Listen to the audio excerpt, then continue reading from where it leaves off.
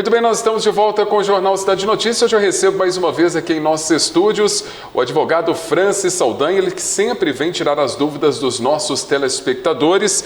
E hoje as dúvidas que serão sanadas é sobre o casamento, regime de bens. Tudo isso e muito mais a partir de agora. Doutor Francis Saldanha, é um prazer recebê-lo novamente aqui em nossos estúdios para tirar as dúvidas dos nossos telespectadores. Como nós comentamos, hoje nós vamos tirar as dúvidas sobre o regime de bens aí durante o casamento. Seja muito bem-vindo. Muito obrigado, é um prazer estar aqui novamente. Estamos à disposição de todos os telespectadores para tirar as dúvidas. Podem enviar para cá, pode entrar em contato conosco ou diretamente com a TV Cidade. Eu até comentei aqui fora do ar com você sobre a questão do casamento. As pessoas não estão querendo casar mais, mas o regime de bens ainda prevalece, né, doutor Francis? Sim, o regime de bens é um instituto, que compõe as regras de como serão administrados os bens durante o casamento e, no caso da separação, como será feita a partir da separação dos bens. E quais que são os tipos de regimes de bens que nós temos? Hoje nós temos regimes de bens que é a união total de bens, que Sim. era um regime muito utilizado antigamente. Hoje o mais utilizado é a comunhão parcial de bens. Depois nós temos a participação nos aquestos, que a gente vai explicar, é um menos usado, e a separação total de bens. Ô, doutor Francis, já que você comentou sobre essas três modalidades, vamos detalhar para os nossos telespectadores cada uma delas, até para a pessoa tirar as dúvidas, Para a gente começar, como é que funciona o regime da comunhão parcial de bens? Eu acho que é a mais usual, não é isso? Atualmente, a comunhão parcial de bens é mais utilizada. Como que você escolhe o seu regime de bens? Quando você vai habilitar os documentos para o casamento no cartório de registro civil, você tem que fazer a opção. A opção normalmente é a comunhão parcial de bens. Ela é automática, Normalmente, quando você chega com a documentação, o pessoal já fala, é a comunhão parcial de bens? É. Por quê? Os bens, que vão fazer parte do casamento, do montante, ele é tudo aquilo que é gerado após o casamento, com a participação financeira dos noivos, tá certo? Então, a partir que você realiza o seu casamento, tudo que a partir daquele momento vocês adquirirem, comprarem, ou gerarem dívida, será de responsabilidade dos dois. Doutor Francis, aí vem aquela pergunta, o senhor até mencionou que é com o dinheiro dos dois, o noivo, da noiva, do companheiro, da companheira. Eu gostaria que o senhor falasse o seguinte, e se tiver a participação de adquirir um bem apenas por um dos cônjuges? Isso vai ser particionado também no caso de uma separação, de um divórcio? Veja bem, se for com o patrimônio ou o bem monetário, o dinheiro somente de um, estiver comprovado, isso pertence a ele. Veja bem, o dinheiro, ele pode ter esse dinheiro anterior ao casamento, tá certo? Ou ter, a partir do fruto do seu trabalho, somente ele comprou aquele bem, adquiriu aquele bem. Então, aquele bem é dele, é um bem particular que a gente chama. Sim. Tá certo? Que é diferente de uma situação que, às vezes, o casal compra um bem. Vou dar um exemplo muito comum. Você compra um carro financiado. Certo. É dividido entre os dois, vão falar a parcela mensal que é feita. Mas o carro vai sair em nome de um. O documento sai em nome de um. Tá? Na hora da separação, se o bem não está em nome dele, ele comprovar, aquele bem é um bem a ser partilhado. Por quê? Ele foi adquirido com esforço oneroso dos dois, apesar de estar em nome somente de um, que é diferente do primeiro caso. Poderia também ser um caso, vamos supor, a mulher fica em casa cuidando dos filhos e o marido trabalha. Na separação, vai entrar então só para o marido aqueles bens que foram adquiridos ou não? Ou não. Ela comprova, ela está auxiliando, Sim. Que a gente fala, o casal. Ela não recebe um salário, não participa, mas ela tem todas as obrigações do lar. Isso tem que ser partilhado. Tá? Então, o bem tem que ser particionado porque ela está ali em casa, Sim, auxiliando o marido, enquanto ele sai para poder ganhar o dinheiro, vamos dizer assim. Sim, para trabalhar. Então, é um bem que foi adquirido onerosamente durante a união. Que é diferente do primeiro caso que a gente falou. Ele tinha um dinheiro, só ele comprou só aquele bem separado. Tá? Normalmente, nesses casos, fica bem claro, a não ser que esteja um litígio na hora da separação. Mas, nesse caso específico, ela contribui. Mesmo não sendo remunerada, o esforço do casal é conjunto para adquirir aquele bem. Agora, vamos falar, então, da comunhão universal de bens. Como que funciona, doutor? A comunhão universal de bens, tudo aquilo que se tem antes do casamento como solteiro e pós-casamento, dos dois, vai ser administrados pelos dois e, após o caso de uma separação, deverá ser partilhado igualmente para os dois. Inclusive, eu vou fazer essa pergunta porque pode ser uma dúvida dos nossos telespectadores. As heranças? Não, a herança que você recebe, sim, ela é um bem único de um. Na união parcial, ela não entra. Sim. Na união, ela entra. Se o bem não for, que a gente fala gravado, não tiver sido destinado somente para um, ele faz parte do conjunto. Então vai ser administrado e partilhado entre os dois. Então a herança na comunhão universal de bens, ela entra? Ela entra sim, a não ser que o bem seja gravado e você faz aquela doação para um dos dois de forma que ele não possa ser partilhado. É uma situação.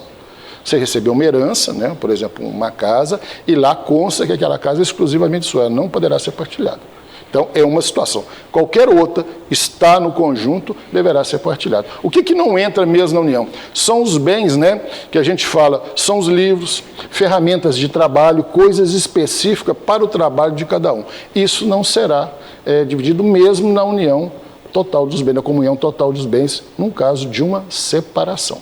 Agora tem um regime que o senhor trouxe para a gente aqui, que eu nem sabia que existia, que é no final dos equestos. Como que funciona? Participação final nos equestos. Veja bem, os bens, a gente fala, e nós estamos conversando aqui, sim, muito mais na separação, mas o regime de bens é para a administração dos bens enquanto vigência do casamento e, normalmente, a preocupação do pessoal é após a separação, sim, né?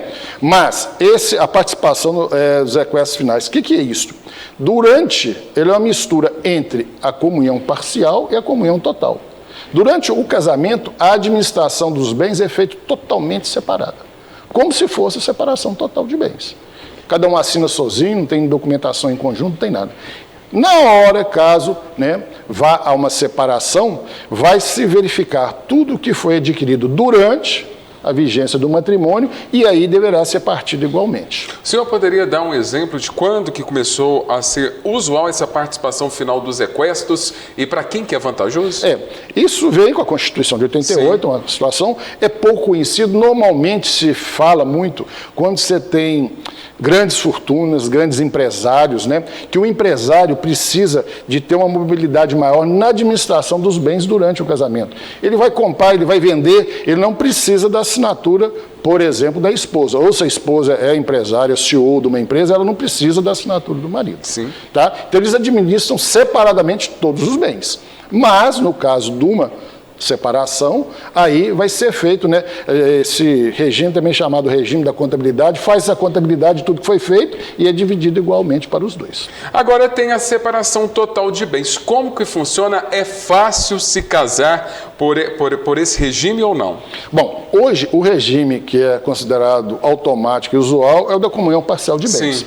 Se você quer usar a união comunhão total, que era muito usado no passado, hoje não é, você tem que ir fazer uma escritura, um documento em cartório falando que quer aquele registro. A mesma coisa, a separação total dos bens, ela será totalmente separada, tanto na vigência do casamento, quanto na hora da separação, tá certo? Inclusive, existe a separação obrigatória, a separação... Fugiu aqui. A separação total de bens, ela pode ser obrigatória ou não. A obrigatória é quando você tem problemas durante a habilitação do casamento. Inclusive, até 1º de fevereiro deste ano, todas as pessoas que se casavam após os 70 anos eram obrigados a fazer a separação total de bens. Por isso que chamava separação obrigatória. Sim. O STF reconheceu em 1º de fevereiro desse ano que isto fere a Constituição, seria inconstitucional porque você está tirando o direito de livre escolha da pessoa. Então, a partir de 1º de fevereiro, pessoas com mais de 70 anos podem escolher outro regime de bens que não seja separação obrigatória. Porque tem aquela que é voluntária. Se você quer casar separado, você casa. Acima de 70 era obrigatório. Hoje não é mais obrigatório. Inclusive, quem casou em períodos anteriores a 1º de fevereiro e que tinha essa obrigatoriedade, pode mudar o regime deles, porque a alteração foi feita no pleno, no plenário do STF, foi feita por unanimidade. Então, você pode procurar um cartório e fazer uma nova escritura, mudando o que tinha sido feito obrigatório anteriormente. hoje você tem a livre escolha mesmo para pessoas acima de 70 anos. Então, ao pensar em casar, na verdade a gente não tem que pensar na separação, mas na administração dos bens. Durante a vigência do casamento. Isso, porque senão pode ocorrer ali no momento da separação, de ter um litígio e complicar ainda mais a vida do casal e demorar ainda mais aquela separação, aquele divórcio. Não que a gente esteja falando aqui, né, que tenha que separar, né, que tenha que ter mas normalmente as pessoas, né, sempre nos procuram, questionam, é na hora da separação, ninguém pensa durante, mas é uma decisão que tem que ser bem definida pelo casal na hora da habilitação, na hora de preparar a documentação. Não só pensando em separação, mas como que eles vão vivenciar e administrar os bens durante o casamento. Seria importante também um advogado participar para auxiliar esse casal. Qual que seria o melhor regime para administrar os bens, né, doutor? Sim, além do casamento, né, o normal, mas hoje, como você comentou no início, o número de casamentos tem diminuído um pouco. Hoje você tem as uniões estáveis, que você faz um contrato. Então, isso é acompanhado por advogado para você definir, não só no casamento, mas quando se você faz um contrato pré-nupcial, você faz um contrato de união estável, né, qual vai ser o regime melhor para os dois. Porque não é um preconceito de ter, eu estou separando porque um mais rico, mais pobre. Não. Muitas vezes você tem que pensar na administração dos bens durante a vigência do casamento. Doutor, muito obrigado pela sua participação durante esse ano de 2024 aqui no Jornal Cidade de Notícias, a última participação do ano. Em janeiro, eu lhe espero novamente para a gente falar de assuntos como esse de interesse da comunidade taunense.